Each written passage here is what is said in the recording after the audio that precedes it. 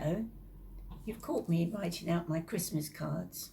So I've got cards, got the list, got the pen, got the address book, so all ready to go. Cards are lovely, aren't they? They come in different things. I've got long ones and square ones. I've got some really pretty ones.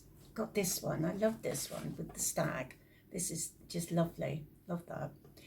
So they come in all different shapes and sizes and everything.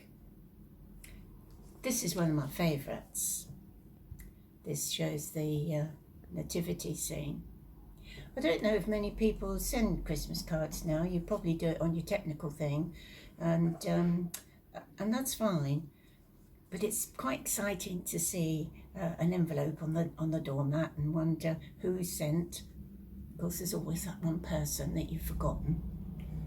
But you know. But this picture of the nativity is lovely, isn't it? What a girl Mary was. What a girl. You know, this girl, she had this visit from an angel, and the angel told her she was going to be pregnant, she was going to have a boy, and she was to call him Jesus. Hang on a minute, she says, I'm not married. Don't worry about that, we'll sort that out. And so the angel goes to Joseph. Joseph's a little bit iffy at them to begin with, but he comes round. He says, okay, I'll stand by Mary. And so a few months pass, and then Joseph says, we got to go to Bethlehem. Why? Well, there's this census thing, and they want to count us and make sure that, you know, whatever it is about. Anyway, so they can't just jump into the car or catch a bus or train. No, they have to go by donkey. Can you imagine what that's like? To travel by donkey when you're pretty well 9 months pregnant. And it's a long journey. It's not just up the road. It's a long journey. Probably camping out a few nights, you know. What a brave girl. And then all of a sudden there's Bethlehem in their sights, and Mary's looking forward probably to a hot bath, nice hot meal, comfortable bed, you know. So they go to the inn. Landlord comes to the door. He's sweating because he's pretty busy. What's he say? First thing he says is, have you booked? Well, no, we haven't booked. Well, I'm sorry. I've got 3-4 in a room. I'm absolutely chock-a-block. It's this census thing, you see. Everybody's coming into Bethlehem. And then he sees that, you know, this young girl is pregnant, heavily pregnant. Tell you what, he says, if you want any good, you can use the stable. He said, you know, just round the corner. Well, they were grateful for anything. So they go to the stable. Well, of course, they don't need directions. They just follow their noses because it's a stable full of animals, and you know what animals do.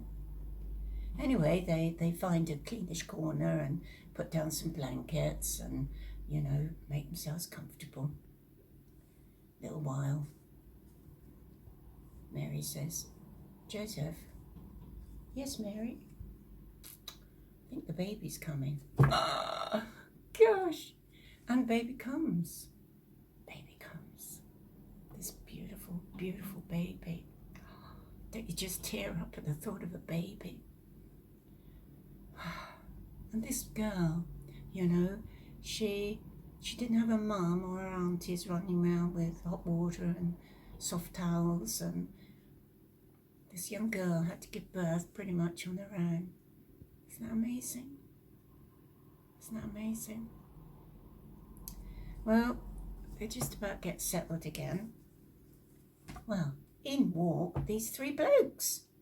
Where did they come from? Pretty nicely dressed too, if I may say so. So apparently they're astrologers, and they've studied the stars, and they'd seen this particular star in the sky, and it had been quite bright for a while, and then it had started to move. That was a bit of a phenomena. Anyway, they thought, well, let's follow it. So they jump onto their camel and off they do, and they follow it. And oh, hang on, it stopped. Where's it stopped? Over Bethlehem, over the stable. And they felt empowered to come to see this child. Isn't that amazing? And they just wanted to look and adore and pay homage to this baby. Because they bought some gifts. There's a bit of gold and some frankincense and some myrrh. And so they just wanted to pay homage to this child. Well, if that isn't enough, in walk a couple of, well, shall we say, shabby shepherds. In they come. Well, they had a story to tell. Well, they were out in the field looking after the sheep. It's pretty dark out there, no street lights out there. And then all of a sudden, it was like daylight. You know, they're on the night shift. It shouldn't be daylight, but it's daylight. And Fred, can you hear singing? Well, I think I can, Bert. I think I can. And they were singing beautiful, angelic singing, beautiful. And then there's an angel stood in front of him. Hey, you, he goes, you know, you need to go to Bethlehem and look at this baby. Yeah, well, that's okay for you. He said, I got these sheep to look after. Don't worry about the sheep. We'll look after the sheep. You have to go and see this baby. And so there they are. There they are.